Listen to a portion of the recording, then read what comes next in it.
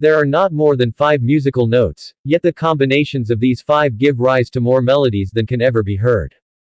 When the enemy is relaxed, make them toil. When full, starve them. When settled, make them move. The art of war is of vital importance to the state. It is a matter of life and death, a road either to safety or to ruin. Hence it is a subject of inquiry which can on no account be neglected. If you wait by the river long enough, the bodies of your enemies will float by. Know yourself and you will win all battles. To win 100 victories in 100 battles is not the acme of skill. To subdue the enemy without fighting is the acme of skill.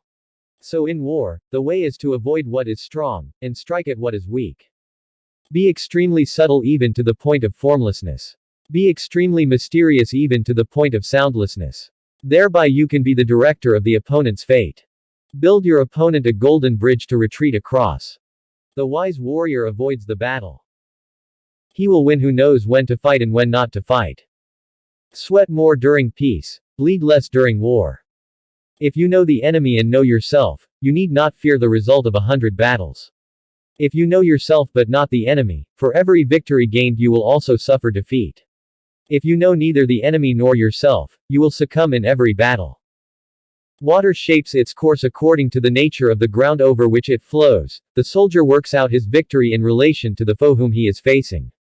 Anger may in time change to gladness, vexation may be succeeded by content. But a kingdom that has once been destroyed can never come again into being, nor can the dead ever be brought back to life. If your opponent is of choleric temper, seek to irritate him. Pretend to be weak, that he may grow arrogant. The experienced soldier, once in motion, is never bewildered. Once he has broken camp, he is never at a loss.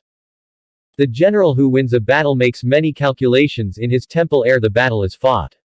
The general who loses a battle makes but few calculations beforehand. The consummate leader cultivates the moral law, and strictly adheres to method and discipline, thus it is in his power to control success. Simulated disorder postulates perfect discipline. Simulated fear postulates courage, simulated weakness postulates strength. Appear weak when you are strong, and strong when you are weak. The supreme art of war is to subdue the enemy without fighting. If you know the enemy and know yourself, you need not fear the result of 100 battles. If you know yourself but not the enemy, for every victory gained you will also suffer a defeat. If you know neither the enemy nor yourself, you will succumb in every battle. Let your plans be dark and impenetrable as night, and when you move, fall like a thunderbolt. Supreme excellence consists of breaking the enemy's resistance without fighting. In the midst of chaos, there is also opportunity. All warfare is based on deception. Hence, when we are able to attack, we must seem unable. When using our forces, we must appear inactive. When we are near, we must make the enemy believe we are far away. When far away, we must make him believe we are near. Victorious warriors win first and then go to war, while defeated warriors go to war first and then seek to win. If your enemy is secure at all points, be prepared for him. If he is in superior strength, evade him. If your opponent is temperamental, seek to irritate him. Pretend to be weak, that he may grow arrogant. If he is taking his ease, give him no rest. If his forces are united, separate them.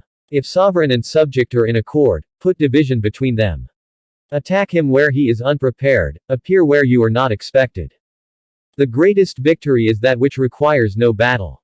To know your enemy, you must become your enemy. Engage people with what they expect. It is what they are able to discern and confirms their projections. It settles them into predictable patterns of response, occupying their minds while you wait for the extraordinary moment, that which they cannot anticipate.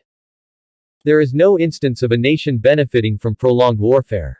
Thus we may know that there are 5 essentials for victory. He will win who knows when to fight and when not to fight. Treat your men as you would your own beloved sons. And they will follow you into the deepest valley. Even the finest sword plunged into salt water will eventually rust. Move swift as the wind and closely formed as the wood. Attack like the fire and be still as the mountain. When you surround an army, leave an outlet free. Do not press a desperate foe too hard.